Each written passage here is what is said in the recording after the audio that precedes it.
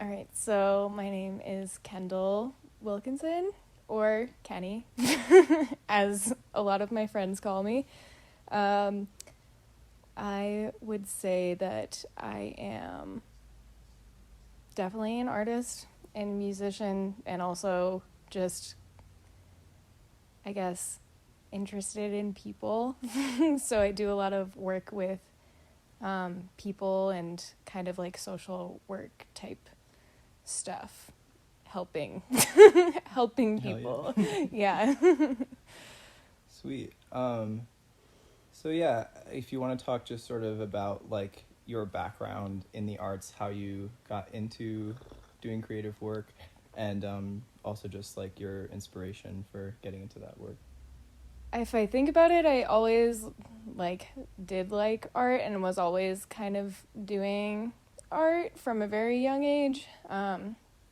Like when I was in elementary school, I really liked writing and poetry, and I also really liked drawing, so I would always draw.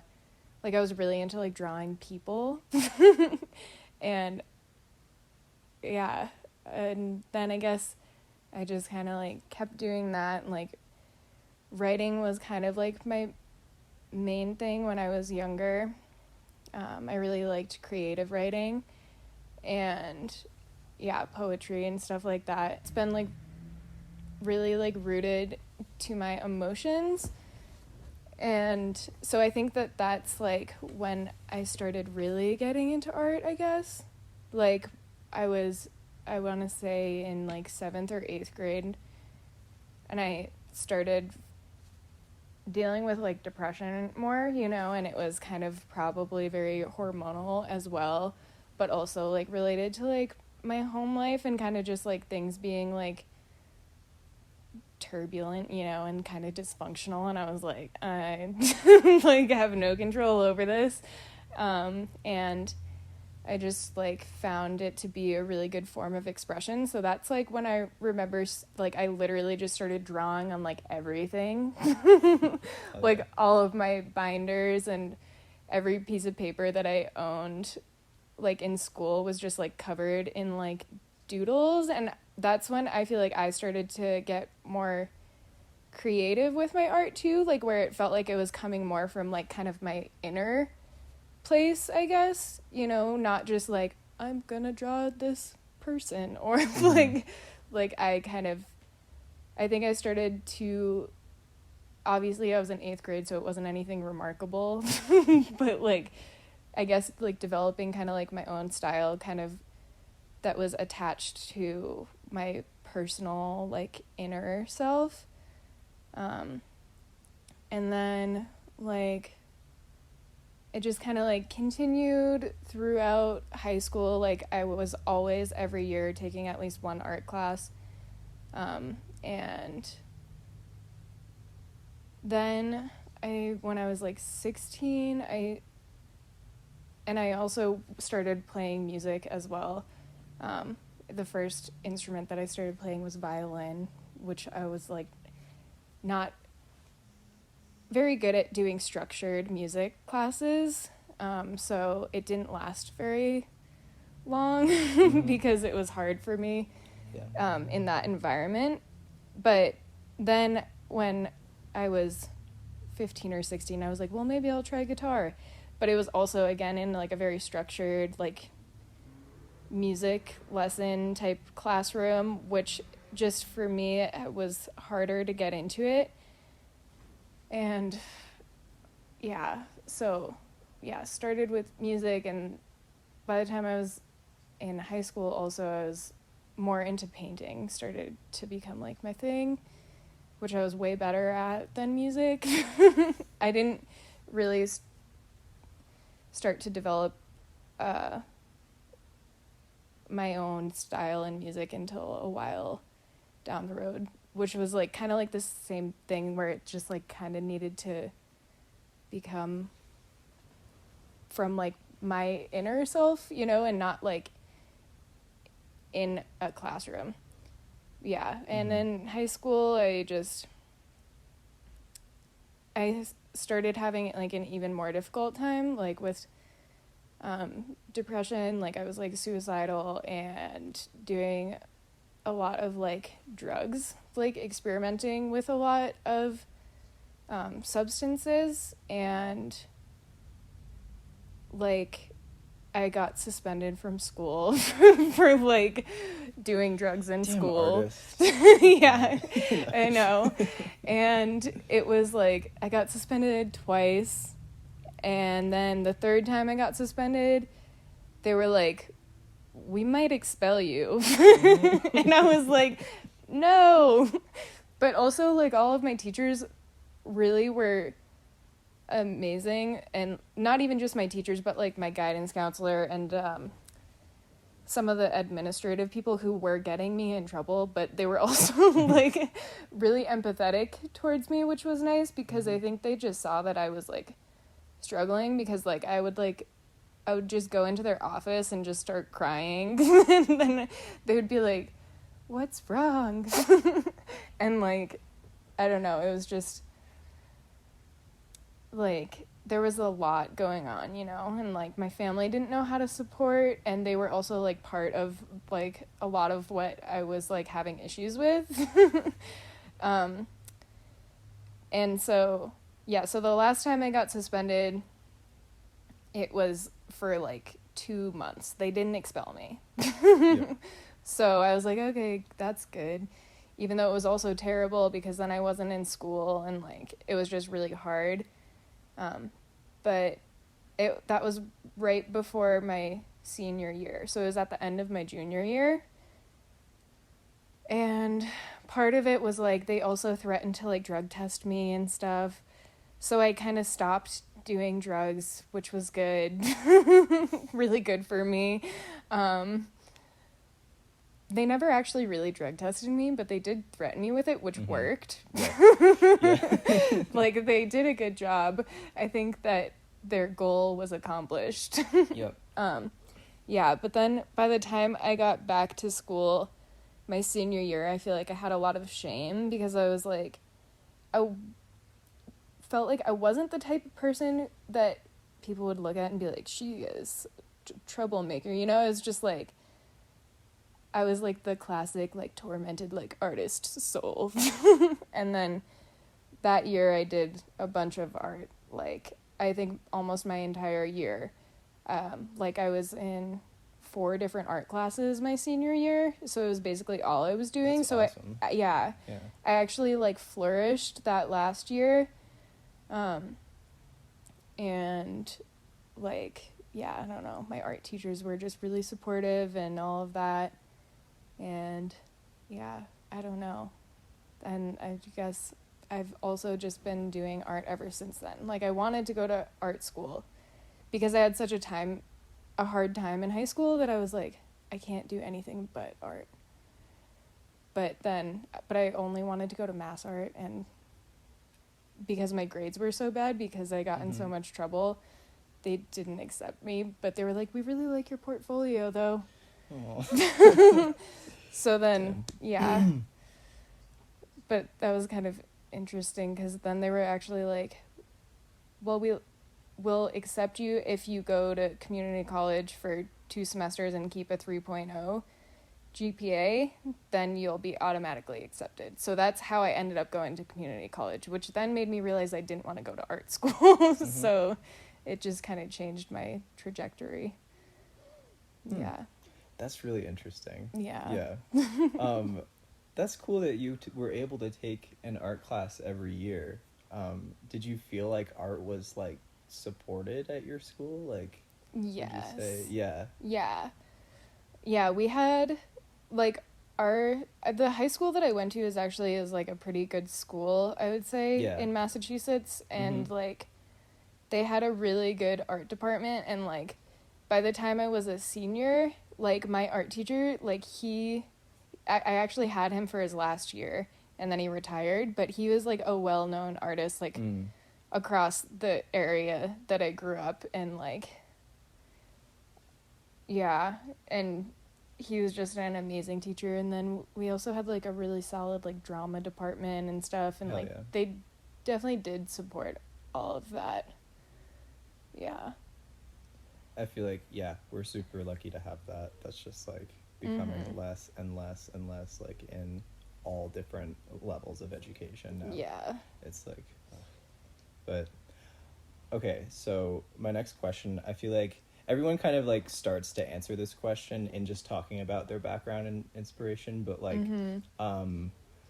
more specifically, like how has art sort of like taught you or changed your perspective of like things like identity and culture? And that could be like your own identity and like your own culture, and just like how has art impacted that?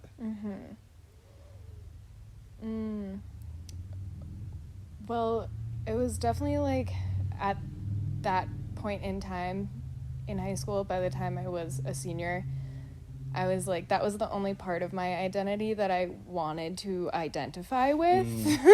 Yeah. Because I was really like just ashamed of like everything else, and you know, I felt like I kind of just was like, well, I'm an artist then. Because like it's the only thing that I like about myself right now. And yeah, I don't know, it definitely has shaped my identity in a way of just kind of helping me to kind of like express myself and become comfortable with who I am. And also like I think it helps me understand other people more in a way too. I don't know how to explain that. But yeah, it's like, it's definitely feels like a different way of like viewing the world too. And I do like looking at like art from other cultures, or even just like different parts of town and like cities across like this country, you know. And I think it's something that's like deeply ingrained into all cultures in different ways. So yeah, I've kind of like always struggled with this question of like, do we need to suffer to be good artists? You know? And like, because this idea I think is like super perpetuated in mainstream culture, just like we're so desensitized to artists struggling with addiction, you know, struggling with you know, abuse in their lives. And like yeah, I personally like felt like I really became the artist that I am today as a result of like my teenage trauma. So in some ways, like, I agree, but I'm also like very skeptical of that, because I don't necessarily believe that we have to have that in order to be good artists. So, yeah, I'm just curious like what your take on that is. Yes. Yeah. I mean, I definitely don't think that it's like a necessity for being an artist, you know. Like I have known many people who are talented artists who like have, you know, pretty stable lives, but also, I mean, I would say that to some extent we all do have trauma, so, you know, I guess it depends on what you want to define like suffering as, because we all have suffering, I think, you know. And some people's suffering maybe is more apparent, you know, like if I talk about like my past, sometimes it's like people are like, you have a lot of trauma, you know. And it's like very obvious. But with other people too, it's like sometimes it's just not so direct. But I think we still all have suffering and some form of trauma. But also, I mean, like I feel like I've been really just this past, I still struggle a lot, you know, with different things with mental health, but like I feel really healthy right now mentally, and I've still been creating a lot, you know, so it's like for me, I don't need to like be suffering to create, but it did feel like when I was really suffering, it became a good outlet. And so I definitely ended up doing a lot of it, you know, but I don't think it's like you have to be like depressed or bipolar or you Right. know. Yeah. But it is a great way to get those emotions out and to have as like a healthy like coping mechanism. Like yeah. Yeah, definitely. I think, you know, I think about this a lot just because when I was a teenager, I guess, like early teens, I kind of like wanted trauma to improve my art, which is not a very healthy thing. Like, and then of course, like shit started to hit the fan. I'm like, wow, this sucks. Like, I don't want this. You're like, you know? why did I ask for this? Yeah, so I felt like I had kind of this like big transition when I was like 18, when I was like, okay, I can still be like a good artist and be happy, or like want to be happy. That's okay. Yes. To want that. And Yeah. just, like, yeah. I feel that.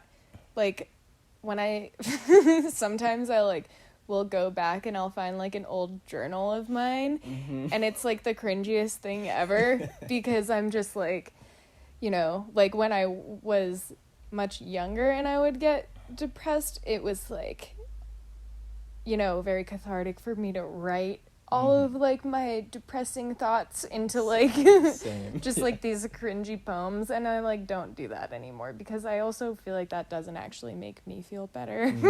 Yeah. Yeah. Totally. That reminds me, I recently did a performance where I read 40 minutes of poetry that I wrote during my teenage angst. Oh God. And oh, it was you are a brave soul. It was, yeah, like I was very scared. Yeah, that was super vulnerable. It was very cathartic. Yeah. It's like a lot of it made me feel like simultaneously so detached and connected to that person that I was. Yeah. You know, and like how so many of these feelings I still feel today. And also so many things that I just don't agree with anymore. Yeah. Like, that's not okay. Yeah. To think that, you know? Right. So I found it was like, I don't know, I think like with things like identity and culture and just like in my experience, like engaging with art is like art helps so much to sort of see the intersections of like within myself, like between myself and others, like that's it's a really good tool for that.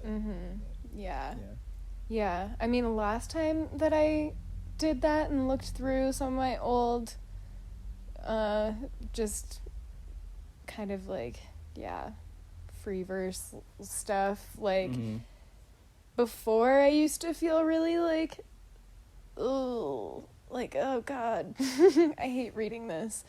But now I think I'm at a point where I can appreciate it a little bit more too, even though some of it is still kind of like embarrassing to me. At the same time, I'm like, well, I guess actually I shouldn't be embarrassed by that because I know that I don't feel that way today, you know? So it's like I should actually be proud, I guess, of, you know, the journey. Like where you are now. Yeah, like I can appreciate how I feel and the life that I live today when looking back on that. And it's like I also want to, I do want to like own those parts of myself and not be embarrassed by the person I was and who is like still kind of like present within me. Totally. This is where I feel like it's impossible to be an artist and not be like self-reflective in like everything that you do, because it's like because I mean like so much of like what art means to me, and just like from what I've heard from other people doing these interviews, is just like about getting in touch with like your inner emotions and like finding a way to express them, just like in the very basic kind of like idea of what it is. But that's where like it was so interesting to like perform my younger self, like, you know, and just to that created like it made that like disconnect and connect like very evident, I think, in myself, which is it kind of just makes more questions and like a bit more of crisis, but like, yeah. you know. Yep. It did feel like, yeah, pretty cathartic to do that. So yeah. So yeah, kind of in the similar range of what we're talking about. I'm curious if art for you, whether that's like however you engage with it when you're making it or when you're observing as a spectator, do you feel that there is like do you feel spiritual like when you engage with art, and do you feel like higher power, however you want to, whatever word, insert word here. Yes. Yeah. Definitely. Absolutely. And like, I don't even know.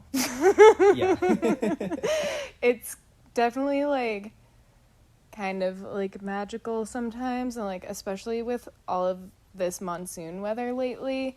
Like I have this like rocking chair that is really old at my house, and I have a like tree stump that's like sanded to be flat, and then I like sit in the rocking chair and put like painting up on the tree stump and use it kind of as my easel.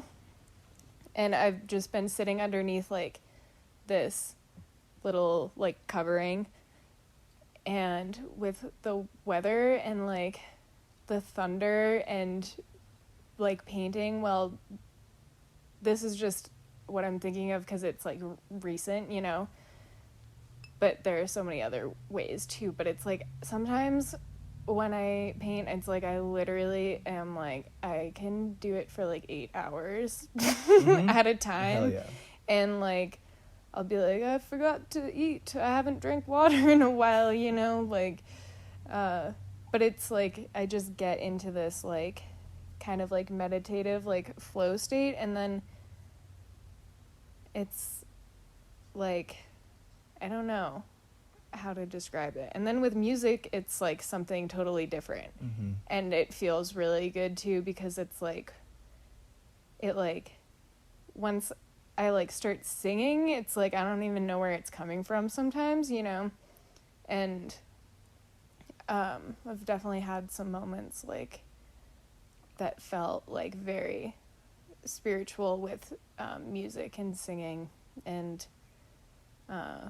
like this one time I was playing banjo, which I'm not great at, but I do have a banjo. Oh, yeah. And yeah, I'm just like self-taught in all of my music basically, except for I guess I did take like a guitar class and a violin class, but otherwise I like have taught myself everything. And I was like playing banjo, and like the house was empty, and I just like started singing, and it felt very like spiritual, like, and almost kind of like, I don't know, like ghostly a little bit. And I started crying. Like it was like I felt like overtaken by emotion, and I didn't know why, but it was just like, yeah, I don't know, it was kind of crazy. And then I found out like that my friend had killed herself, like, and it was around the same time, and to me it's like that felt very connected kind of. So yeah, I think that like art and music, it kind of taps me into like the like spiritual world a little bit, just because I think I get in, if I'm in the right headspace, it like kind of like opens me up, and I like relax a lot, and I think it just opens me up to like whatever exists beyond like the physical world, you know. Yeah. Totally.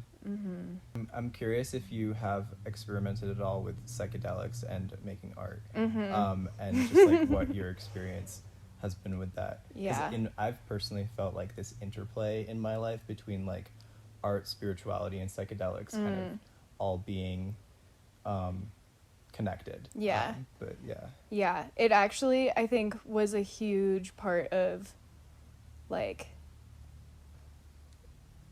around that same time when I was in high school, when I was doing a lot of drugs, like I was doing more kind of like, you know, addictive drugs.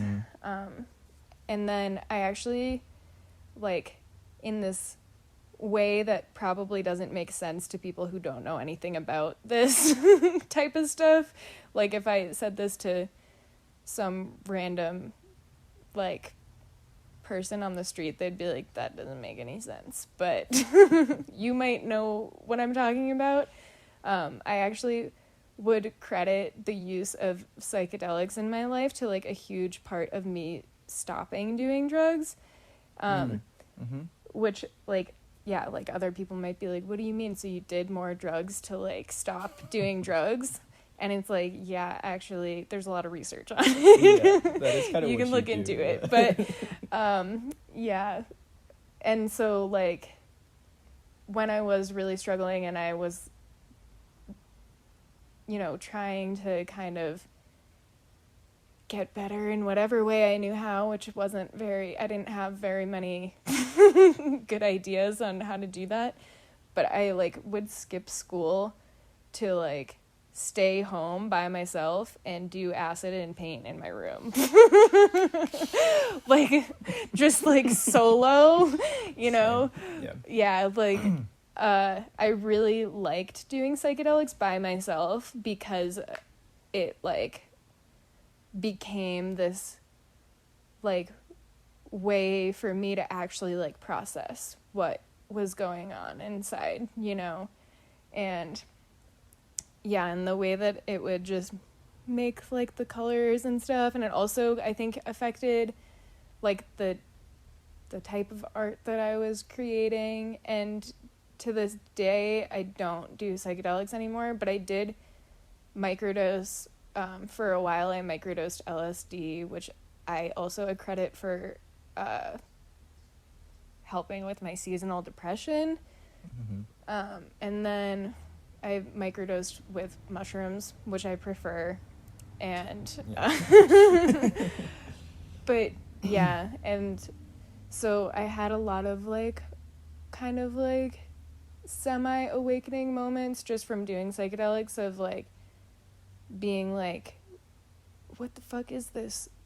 Like, and like it would just kind of cause these like abrupt like shifts in my perspective of reality, and like in a very like eye-opening way where I'd be like, I don't need any of this stuff, you know. And like the last time, well, yeah, I think it was the last time that I actually tripped on LSD, like and using like a macro dose, and by the end of it I was really emotional and crying, but not in a bad way. But it was like I was kind of comparing myself to my family, because there's a lot of addiction in my family, and like I've, you know, older brothers who struggle with addiction, and my dad's an alcoholic and all of this stuff, you know. And so I was kind of like, I was like, oh my God, like I have a lot of similarities to them. And it's like, those are things that like their addictions caused a lot of struggles for me. So at that point in time, when I was having that moment on acid, I was like, I'm going to stop doing all forms of drugs. And it like kind of helped me to like start that process of like my own like trying to like be sober, you know. And I had other moments like that too, where I'd all of a sudden be like looking at the material world, and I'd be like, what is all of this stuff? Like, why do we attribute so much, you know, I don't know. Like I would just, I don't know. Yeah. I feel like it just made me realize that there's like so much more that's important, that is like connected to our, again, like the like inner kind of like spiritual world of ourselves. And yeah, I don't know. I still like, I think that psychedelics can be very valuable for people. And I think that they do have like healing properties if done intentionally. Yeah. Totally. Yeah. Yeah. Yeah, I think that I've definitely like I experimented a lot more in like high school and like and I think I'm like, you know, definitely to the point where it was like indulgent and like not too healthy, but like I do feel that like I had to go through that because like and also like with other like substances that are more addictive, like just like to kind of as an artist and just like as a human being to kind of like feel what this state is and try to cultivate that state without substance. Like I want to learn how to feel like I'm always on MDMA without MDMA, basically. Like definitely. And I think art has always been like before I even started using drugs. Like I was very fascinated with psychedelics from a young age. Just like my parents being hippies, being exposed to like films like Yellow Submarine and The Wall and Across the Universe. Those were like three really big inspirations to me like growing up. But like I would listen to music, watch movies, make art to kind of achieve what I imagined tripping would feel like. And looking back, I do feel like I came pretty close to what it feels. I mean, obviously not the full impact of a substance, but like a similar headspace, you know, of just being really like free, I guess, you know, being, especially like when making art, like I've always considered myself like an abstract artist or surrealist artist because I never make a plan of like what I'm going to create. I just start and see what comes out of it usually. And so that is a very like psychedelic experience for me.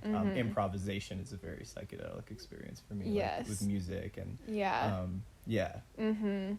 I can relate to that, definitely. Like that's normally how I paint too. Is just like, you know, start laying down some colors and like see what it develops into. And same with music too. It's like most of the songs that I've written, like I'm not the type of person who writes a song down and then tries to play it and put it to music. It's like I'm like playing music and then it's like whatever comes out of me that will turn into a song, because it just feels more like natural and like authentic. And I guess it is kind of like that like flow state is reminiscent of like doing psychedelics kind of. And I totally agree with like wanting to find that, like how can I reach a similar state but like being fully aware and present in my body just as it is, like without any substances. Because I was like really into like psychedelics for a while. I was like I would do DMT, I would do like blah blah blah, and now I'm like I wouldn't do any of that. And especially with DMT, because of what they say about it, you know, just how it's like theorized to be like, this is like DMT is released when we're born and when we die, and it's like I think that makes it kind of like sacred. So it's like for me now, I would only want to experience that like naturally if that's a part of like our cycle, you know. But I do want to say I think psychedelics influenced my use of color.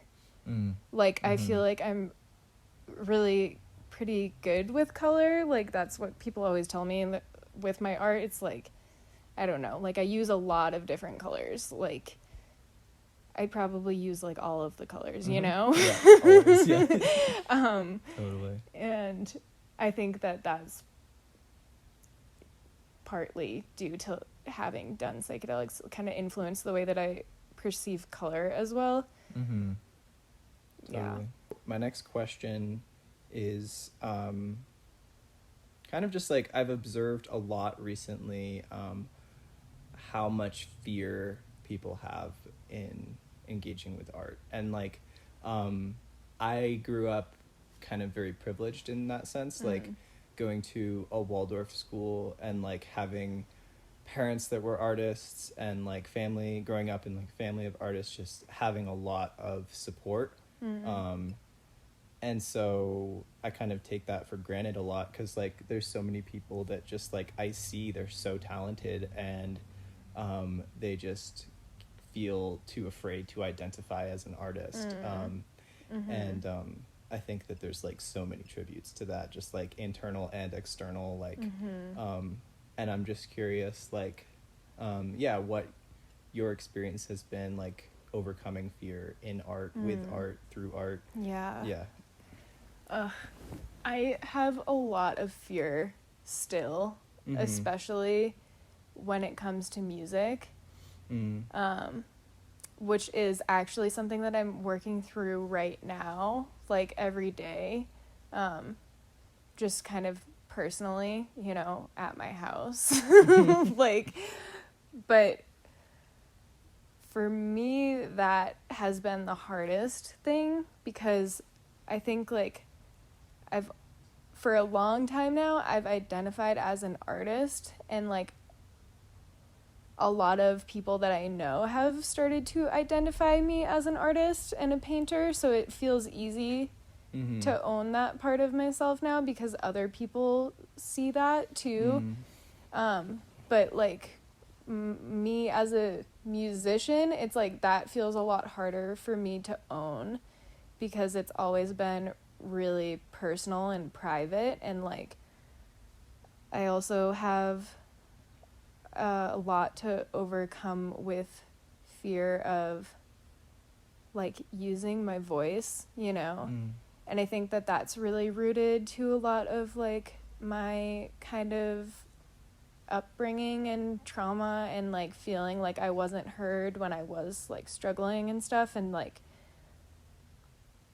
I don't know, I just like I don't feel confident with using my voice in really like vulnerable ways, which is like what singing is. You know, it's like the most like vulnerable way of using my voice, which is also why it feels so important to me right now. Like I think it's like something that I really need to do, you know, because I think that without it, like I don't know if I'll ever feel like I've fully kind of like healed, like if I don't put myself out there like that. So like I don't know, that's like the hardest thing for me, because it's like with painting, it's like whatever, like I can share this, like I don't care who sees this, you know, even though there's still, I mean, there's a lot of stuff that I'm like a critic of that I create, but I just don't care as much, you know.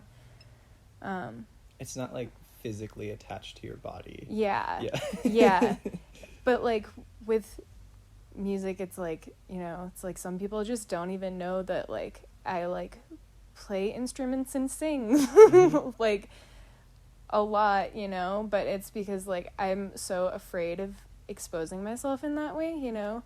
And so I think that, I don't know, it's something that's really important to me that I'm like working on doing, you know. Like I would really like to, you know, post a video. I mean, I've posted one video of me singing before, singing and playing guitar, which was like a big deal, but I'm like, I need to do more of that. And then I also feel like it's like I need to like do that in front of other people, because it's like I don't even feel comfortable doing it in front of like the people that I'm closest to, really. Like my partner like has to like beg me to like sing because I'm like I get so nervous. And even like at my house right now, I'm like trying so hard to do it every day, and it's like when it's just me, I'm like having a great time, like I have no problem like making my voice loud and like, you know, playing in this way that feels like so good. But then it's like I hear my roommate come in and I'm like, oh no, like he heard me singing. And then I get like, it like makes me just feel like I like shut down, you know? So it's definitely like, I don't know, I need to just like overcome by putting myself out there more often. And it's so hard with music. Yeah. I mean, just performance in general, I think, is like where people have the most fear, is like presentation of their work. And like this is something that I'm also very curious about, because I'm trying to kind of redevelop a performing arts program at this school, low-key.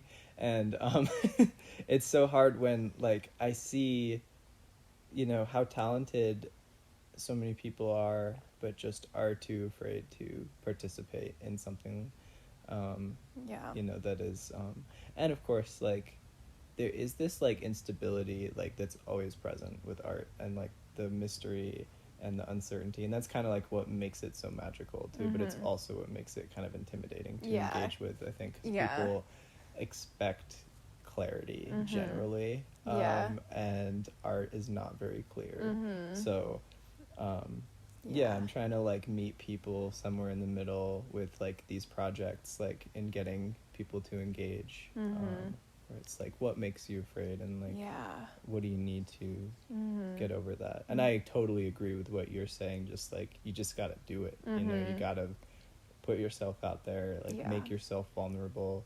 That's the hardest part, and then like once you do that, like it'll get easier and easier, I think, you know.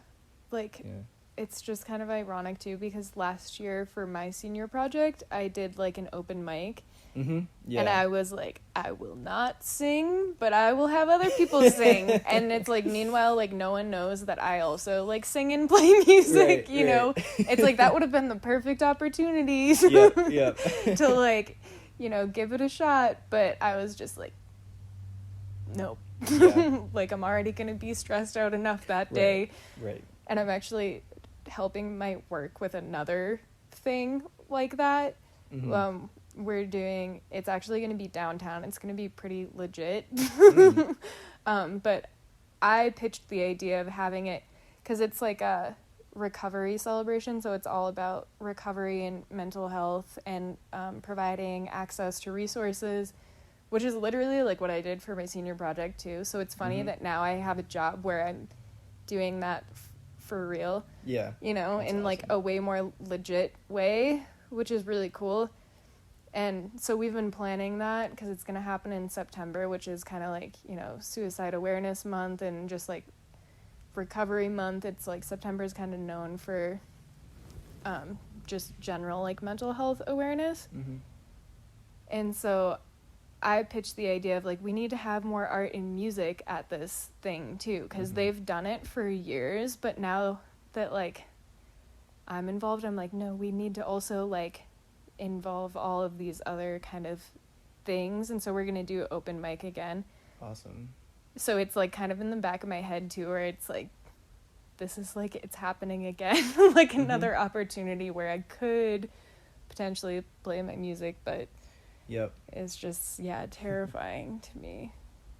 And I know that I'll have to mess up, like because I'm going to be so nervous the first time that I do it, that I think I'm bound to like hit a note wrong, you know. And so I think that's the scary part for me too, is like, it's not going to be as good as it would be if I were just in my room like by myself.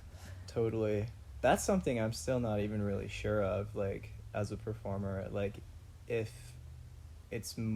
I'm more authentic by myself or with others. And not just, like, and I mean performance in the most broad sense, like, we're constantly performing, right? But, like, whether we know it or not.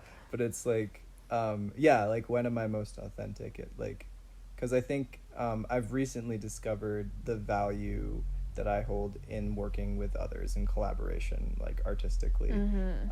That's where I feel like I grow the most as an artist, as opposed to like I felt very isolated as an artist, like as a teenager, you know, and like this is where I can like really generate my best work, is like totally in myself. And like and I kind of have just like flipped that around entirely now, and just like but I'm not sure if I believe in authenticity of self right now. Like I don't really think that yeah, that's it's like, what does that actually mean? Like I feel too confined by that idea that like your true thing is one thing and not, like everything. But that's I feel like another part of me overcoming fear actually would be like, I really have this, it's again really like just related to music for me right now.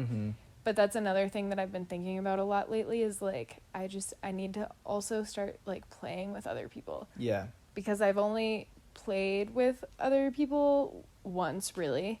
I mean, you know, a little bit where it's like just me and one of my friends playing guitar together or something like that. But one time I was at my friend's house and they were all like, they had like legit setup with, you know, like multiple amps and like there were like 4 of us all playing music together, and like they were also all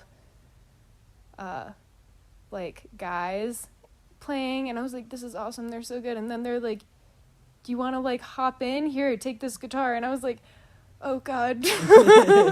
Because to me I thought that they were all way more talented than I was, but they were also really supportive. But I just remember being so nervous, like my heart was like racing, but I definitely like I did it, and it was also really fun because we were all just improvising. And like it felt really good, like, so I would want more of that, and I think that would help me grow as a musician and overcome a lot of my fear that I have. Absolutely. This has been like an ongoing existential crisis for me really since I was like young, but like it's come up again now, kind of just like thinking about value and quality in art. And my question is like, is value in art like fully subjective, or do you believe in like a high art of like masterful craft, you know, that we need to work towards, that's like objectively good? I would say that, like, I don't know, that's something I've really struggled with too, because like it feels hard for me to like monetize something that feels like, I'm like, I don't care if this isn't the best thing you've ever seen, or like it doesn't fit your idea of what like fine art is, you know, it's like, like how can you price something that you feel so connected to, and like to like capitalize on it, you know? It's like I will sell my art, you know, and I do, like it feels really good when I do. But I hope that like when people are buying my art, it's because of like they honestly appreciate it, you know, and like they find some value in it. But I also want to feel like it matches my value of it, you know. And I've had periods of time where like I've struggled with like, maybe I should try and like change my style a little bit to something that will sell better. But it's like I can't really do that because it's like takes away from the enjoyment for me a little bit, you know. Like I see some other artists sometimes like on Instagram where it's like they're so successful at selling their work, but it's because their style fits this like very specific type of, I don't know, like it's easier to sell. And I don't know, like, I think it's like there are definitely some paintings that I have. Like the other day my friend was like, oh my god, like she came over and she's like, I love that painting, like can I buy that off of you? And it's like, I don't know, it's like 36 inches by 24 inches or something, so it's like a decent size painting, and I really love it. Like I've like had such a good time creating it, and like I just feel really connected to it right now. And I was like, I don't think I would want to sell this for any less than like $400, which I'm like, I know like to other people, it's like, I know my friends don't have $400 to drop on a painting right now. But that's also nothing. Yeah, I know. Yeah. And it's just like, I don't know. Yeah, it's hard to, like, as time goes on and I feel like less connected to some of my paintings, then it's like, maybe, you know, maybe down the road I'll sell it for less. But also maybe if I just hold on to it and appreciate it, maybe one day, like, someone will buy it for $400. Mm-hmm. Yeah, I don't know. It's hard to, like, price art, and then, like, it's like, does it need to be, like, done well, or whatever that means? Like, yeah, because I'm definitely, like, I'm a very abstract artist as well, and, like, you know, there's nothing perfect about, like, any of the stuff that I create. I don't know, so. Yeah. Also, I think a big problem, like, here in the West is just, like, I mean, really everywhere, but, like, probably particularly here, is just, like, we don't distinguish, like, it's hard to distinguish, like, the difference between, like, emotional value and, like, monetary value. Yeah. And, like, those are two entirely separate things that get entangled sometimes, like, in a capitalist world. But yeah, it's like people forget that, like, sometimes I've literally spent, like, you know, I don't know, 30 plus hours on a painting. And, like, plus all of the time that I just spend with it staring at me, like, in my room. Like, because I'll just put it up and then I'm, like, constantly looking at it every day when I'm, like, working at a painting. I'm just, like, and there's so much of, like, myself that goes into it. Yeah. That's, like, yeah, it feels like it becomes, like, a piece of me where I'm like, no, I can't just give this away. Yeah, exactly. I think that's another big problem with, like, capitalism, is that, like, we're so product focused and, like, we don't really value the process at all. It's all about the result of the work. And, like, yeah, like, I'm hearing what you're saying, and just, like, that process is so important to you, and just, like, being with the painting and spending time with it. Like, it literally is, like, we're, like, it's like I'm staring at the painting and the painting is staring at me, and it's like the painting talks to me, and then all of a sudden I'll just be, like, not doing anything, and I'm like, yes, I know what you need now. Like, thank you for telling me. Totally. I'll go grab that color. And, like, I don't know, it's like the more time that I spend with it, it's like that's just kind of how it unfolds naturally. Yeah, there's so much in the process. Yeah. I think also this ties into, like, theater and art, and just, like,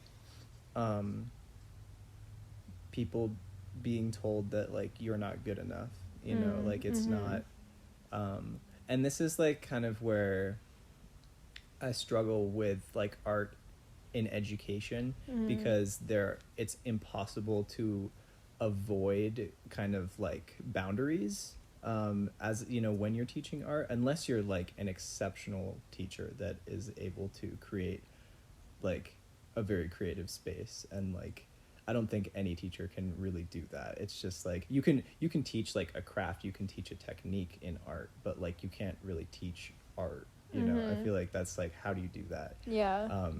And I think, like, this is where I clash with teachers a little bit, where, like, they'll say, like, you're not working hard enough, or, like, you're not putting in, like, as much time as you could. And it's, like, maybe that's true, but also, like, who are we to say? Like, we don't know their process. We don't know what's happening between, like, the artist and their work. So this is where I'm just, like, it's all subjective. Like, how can we say that something is objectively good in art, you know, unless it's, like, we're talking about technique and we're talking about that. So, like, it's, and, like, why does it have to be, like, work, you know? Like, exactly. I don't know, I much prefer my art when it is something that can be enjoyed and not like, I mean, obviously that doesn't mean that I don't put work towards it, but it's like, I don't think that it should necessarily feel like work. But I don't know, because then I'm thinking about music and I'm like, wait, I don't know, that does feel different for me because there are things that I do need to work for I don't know.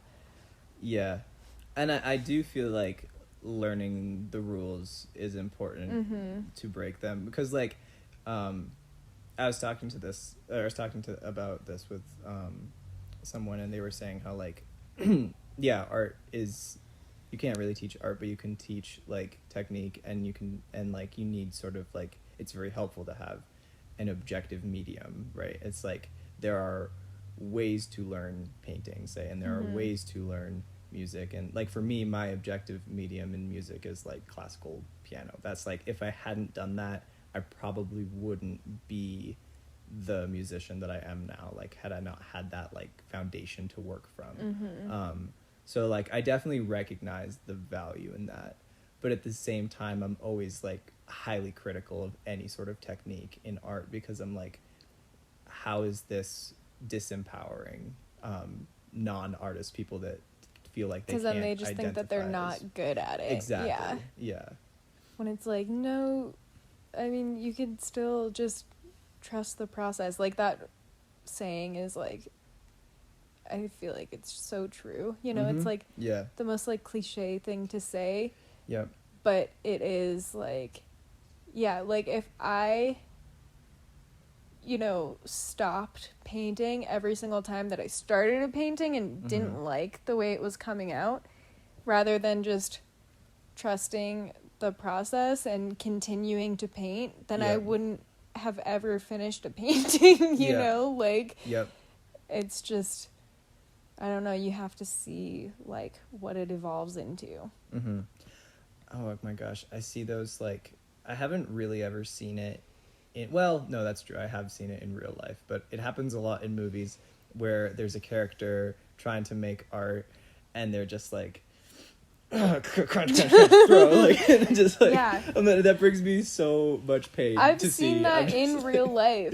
Like, with so many people. Like, they'd just be like, I suck at this, I'm done. And then they'd be like, how are you doing that? And I'm like, well, I've been doing it for 2 hours now. You stopped 10 minutes in. And I feel like in some ways, like, we do need that moment of feeling defeated, like, to understand, like, what it is like being an artist, because we will always have a moment where we're, like, really uninspired, I think. And I think that's good. You know, we think that, like for writer's block is, like, the worst thing ever. I would disagree and say that, like, we need that in order to just, like, not be constantly producing, to have a moment of, like, meditation or reflection. And, like, we're still creating, like, we're just not producing what we create. So yeah, I think that's, like, important to go through also. But yeah, it does just, like, it brings me pain to see that pain.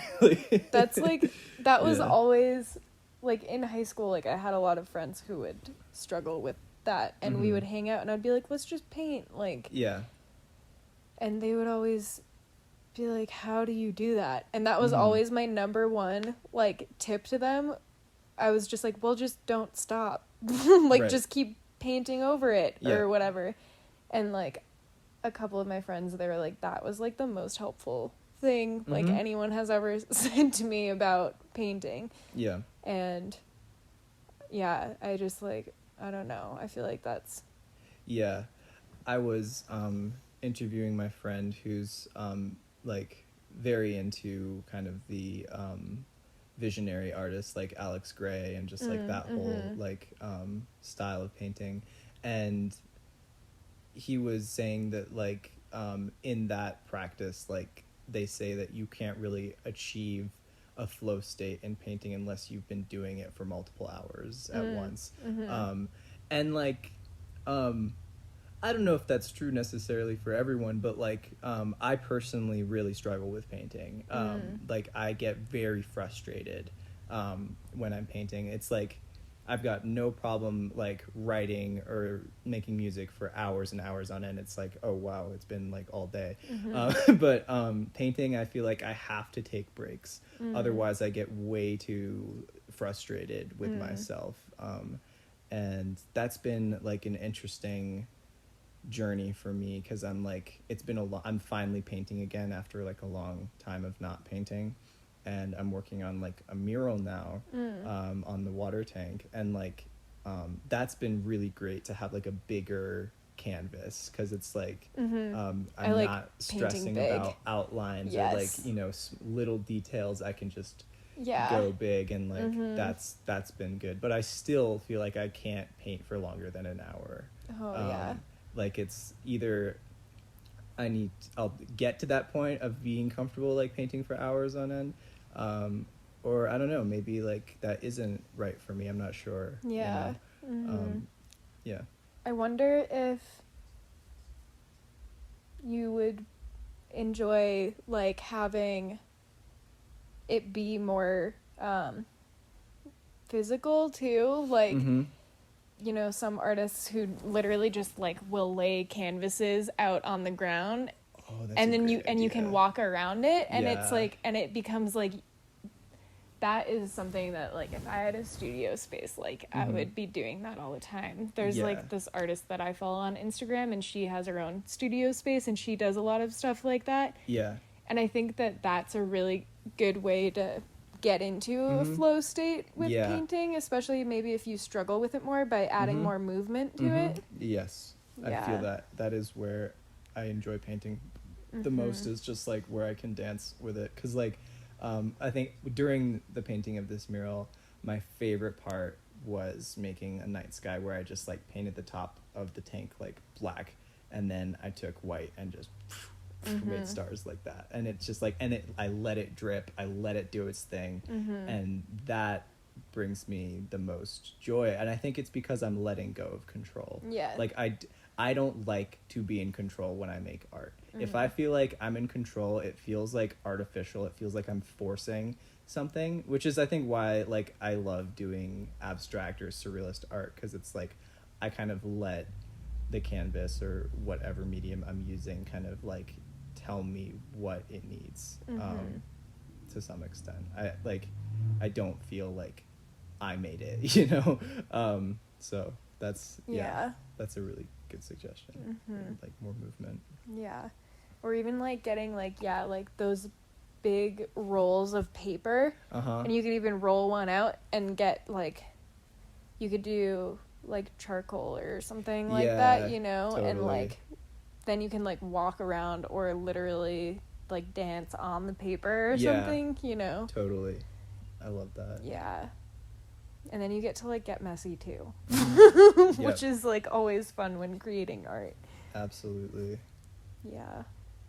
Movement has been like also like a new thing for me. I mean, again, it's all these things that, you know, like I feel like any sort of like art form that we consider like an art form is something that you engaged with some way as a child, perhaps more than you do now. Like especially if you don't identify as an artist now, maybe you're like, oh, that's, you know, I did this and that when I was a kid, like I did some dance, I did some painting, but now I'm like, I'm not talented now. And it's like you know, because you grow up and you kind of learn the societal like norms and expectations of you, and that's where I feel like being an artist, like, and particularly for me recently, like acting and dance have been really good ways to like release the inner child again, and just like to get in touch with that. Dance, totally.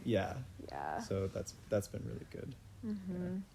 This kind of connects to like talking about like art and fear. I have kind of struggled as a performer in this community, kind of I feel like there are, so my work has always been like pretty provocative. I feel like I need, and I've felt this way since I was like very young, that I need provocation like in my art in order to feel heard. And yeah, I think, and now I've been getting into acting, and I think it's very different when your voice is being heard, like kind of like you were talking about, like feeling like that is, you feel more vulnerable singing, because it is your voice like that people are hearing directly, and like I feel that way with acting too. And yeah, like I want to make art for change. I want people to think about what they see and kind of like just, yeah, leave a performance with a new mindset, you know, or the potential to be like more fluid in their thinking. That's like, yeah, that's like the only hope I have for like, otherwise I have no expectations for like what an audience like receives.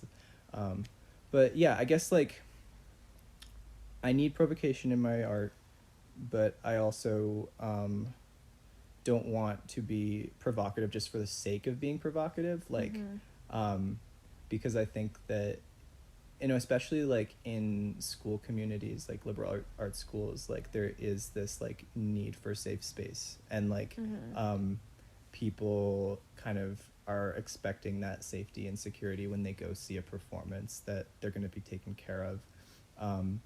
And yeah, there have been performances recently where people have like come to us after and said like, I was triggered by this, and like I felt attacked, and like and I think that like, you know, anyway, I don't want to talk too much about it, but I'm basically curious like to hear your sort of experience, if you've experienced this, where like you have to sort of maintain a balance between like your freedom of expression, your freedom of speech and creativity, with like the needs of your audience. Kind of like, do you feel like you have to meet people in the middle, or like how do you balance that in a way that like your art is received without kind of being abrasive, I guess? Yeah. Well, yeah, I guess, I mean, it depends on your audience, and it depends on your work. Like, it's like, how conservative is your audience? How provocative is your content, you know? Like, I guess, like, my work is provocative in the sense that when I'm painting, I like to paint nudity a lot. So I guess for some people, it's like, for the most part, I think we're used to that in art. And especially with like the female body, it's like people love painting the female body, you know? It's like, the female body's beautiful. Like, of course, like, we want to paint it. But sometimes, like, I do, you know, get nervous even with that. Like, it's like, well, you know, who is viewing this? And, you know, are they like associating that with me in this weird way? Like, I don't know, like if it's like a conservative audience, I'm like, do they think that I'm like this like sinful like young woman because I like nudity or something, you know? Or also, like, I don't know, I guess, well, one time I made this painting that was pretty erotic. It was like 6 feet long, and it was like a fruit painting, but everything was like, it was like very sexual. And like that. There was like an eggplant that was like jizzing, and like and it's like, you know, I displayed it at an art show, which was pretty fun, but then it's like my teachers were there and they're like, is this your work? And I'm like, like, yeah, it is. And I don't know, but it's like, that was also one of the most fun paintings that I've ever created, because I was just kind of like it's kind of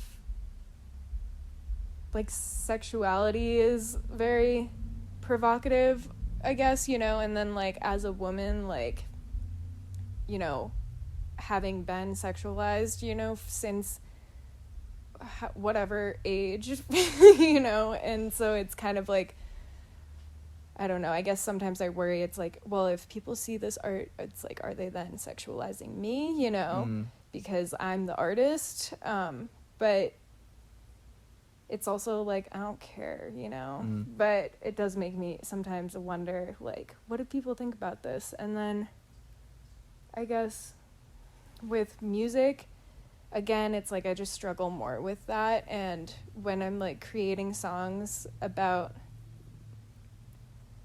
like my pain or the things that I've struggled with, it can feel provocative as well, because then I'm like, well, then are people gonna think that I'm just like this like depressed mess, or like I'm dramatic or whatever? Or if I share my songs with my parents, are they gonna feel like they did something wrong, you know? So it is kind of just, it's like hard to share some of those like the more provocative things, but it also, I feel like it is important. And yeah, I don't know, it's definitely interesting, like, because I do agree, it's like, you know, art should make us think critically about things, but yeah, like when done with intention, I don't know, yeah, it's just, I really enjoyed a response that someone I interviewed had for this question. It was like, do you want to cause pain or release pain in your audience? Because I feel like being provocative for the sake of being provocative is actually like has always been pretty like common in mainstream culture. I mean, just like horror films, I feel like, or just like, they're not to make you like think critically, it's just like to provoke you. And like there's a place for that, you know. I think in art, and you know, I love horror movies, but like I don't feel informed or educated by them. And so yeah, I don't know, like I think also like it's just so challenging, like politically, like with things like cancel culture and just like this very like, it doesn't like, I can't even like distinguish like how I should filter or censor myself if it's like conservative or liberal, because it's like, am I allowed to say this here? I totally feel that, and I honestly think that that's an issue with it's something that I struggle with a lot with this, like the liberal arts culture, because I'm like, all right, so it just becomes divisive in another way. And I think just everything else with COVID and politics in the last like year and a half, you know, it has like amplified this division of like where there's just like, okay, so we have this spectrum and it's like we're over here on this side and then we're over here on the opposite side, and at some point it's just like, how are like you any different from this, you know, like if we're talking about politics, like, and I think it is closely related to art and culture, because it does become like, no, you're not allowed to say that. And if you say something like that, or if you do that, or if you associate with that person, or if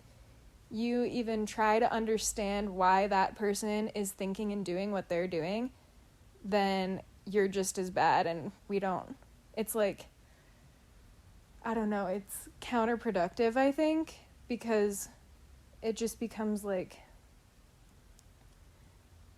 we're attacking each other, and I think that there's more to be gained from trying to have conversations in a way where we don't feel so different.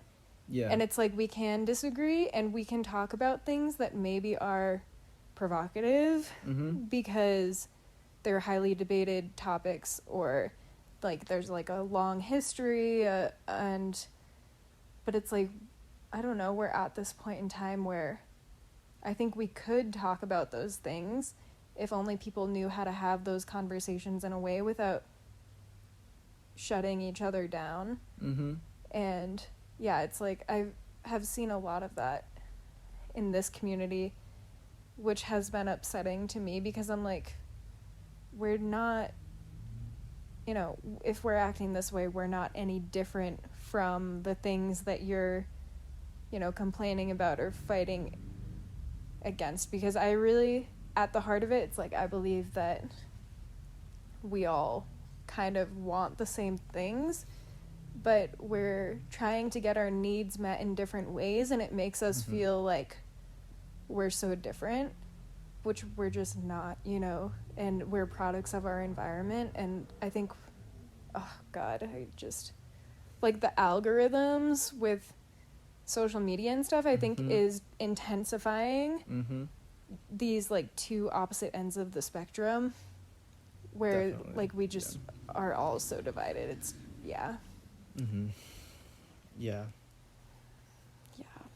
This is where arts have come in, like, and performing arts, like, specifically have come in and been, like, super informative to, like, get over polarization. Because, like, I have recently been trying roles of, like, presumably from a liberal's perspective, evil, right? Embodying, like, patriarchy, racism, and, like, very, like, yeah, people that I would not want to know in my life, but like taking on these roles has been really, it's been scary, but it's also, there's been this like kind of catharsis also in like kind of developing radical empathy for the other. And just like there is like this humanizing kind of process that happens in like taking on that sort of role, where it's like you're just like, who hurt you? Like, why do you feel this way? Yeah.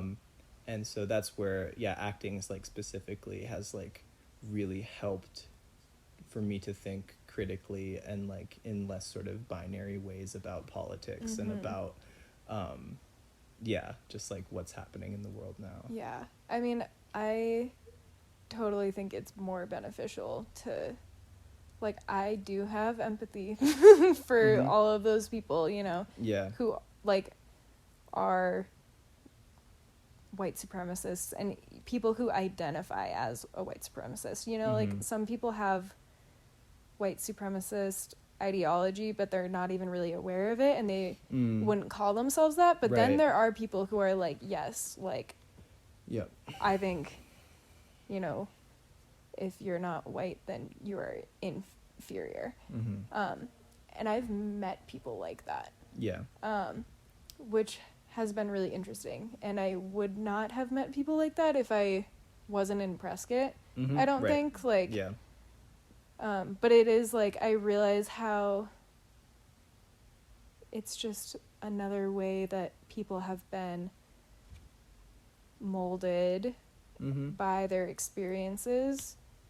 And yeah, I don't know, if we keep like fighting against people and dehumanizing them because of the way that they are, it's like we're not helping. Yeah. Yeah. I agree. How would you say art has the potential to evolve people like towards a more democratic society? And like, I mean, I should like maybe emphasize what I mean by democracy is like the acceptance of conflict. Like there's going to be conflict in democracy, and like we have to just like constantly be working towards it. Like it's a oh, what do you call that? Like where the thing that never reaches. I forget what that's called, but like it just gets closer and closer, but it never actually touches the thing. Yeah. I don't know. Like, I don't know what it's called. Yeah.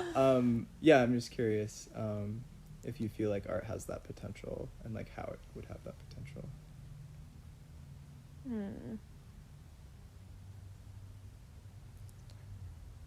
I do think that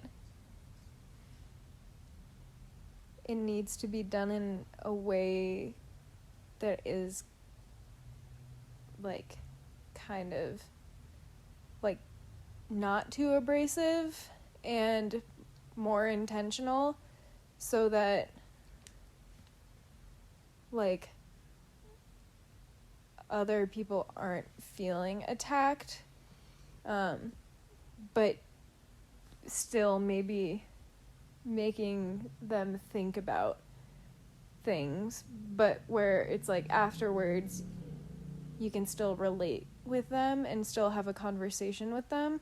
Mm-hmm. So I think that if art is too provocative, like it's closing off opportunities for conversation. So like provocative in a way that it's like you can understand both sides, like neutral but not neutral, if that makes sense. Like you're kind of in the middle, and maybe like we're dabbling with like both sides of it, but in a way where it's just not too extreme. And I don't know, like it's something that is going to provoke conversation and not anger or hurt, because people aren't open to hearing other perspectives if they feel attacked. Yeah. And I think that that's a huge issue right now, is like people are just feeling attacked by a lot of different things. Oh, yeah. I don't know. If we could also, like, learn how to, like, just everyone be more intentional and aware and meditative, and maybe that process can be aided through art. But I think that, like, yeah, we all need to work on kind of like our awareness as a whole, and to realize that if we are like dehumanizing anyone in any way, no matter what they've done, then it's like we're just not helping, you know? It's people do hurtful things like when they have been hurt.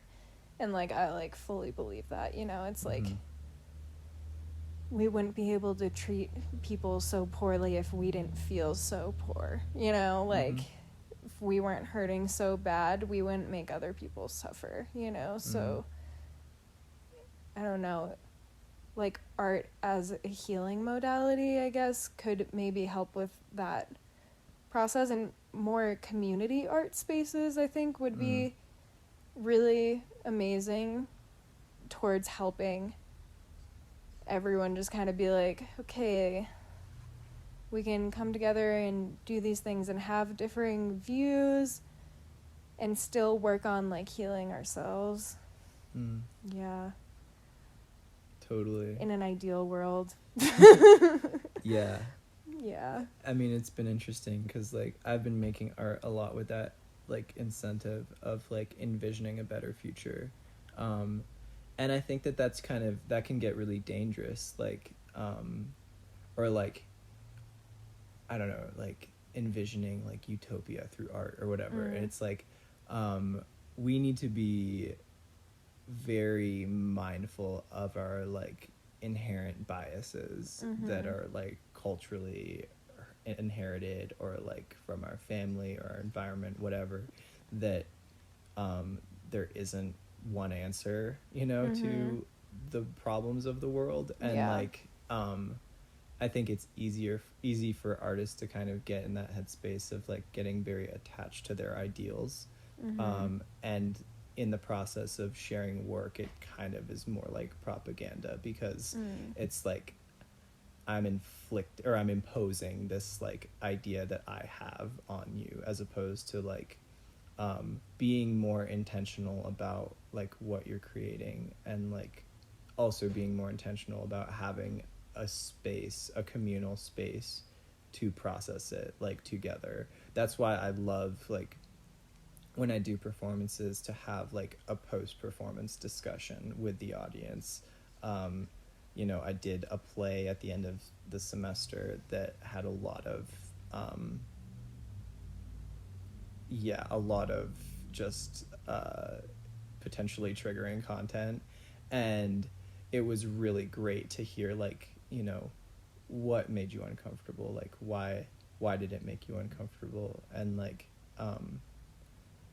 that's, I always feel like that's really good feedback for me, because I feel like for the first time in my life, I'm like, I've always been a very like I don't know, like no one can get in the way of my like self-expression, and like I'm just, this is my truth, like, and I'm just gonna share it with everyone. It's like now I'm kind of more mindful of like, how can I do that without coming off as abrasive, you know, and still be true to myself and be true to the values that I believe in the moment. So yeah, and that's again where like also collaborative work is like super important, to like bounce ideas off from different people, so you're not like two in your head. But yeah, what are your hopes for the future in arts? And that could be like in your own life or just like in the world. In my own life, I just want to keep creating art always.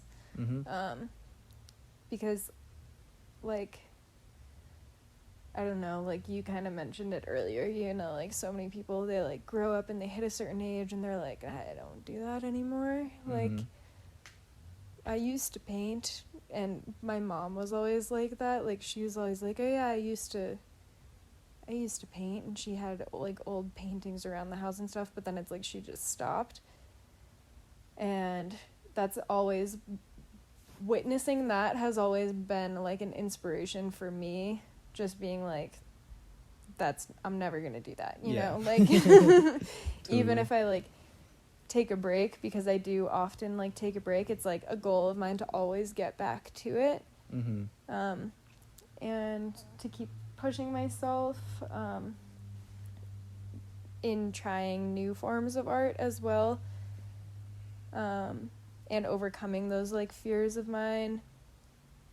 And then for like the world, I would like to see us valuing like art more, and yeah, like to see more communal art spaces, I think would be amazing, especially in this society where there's such an issue with like substance abuse right now, and like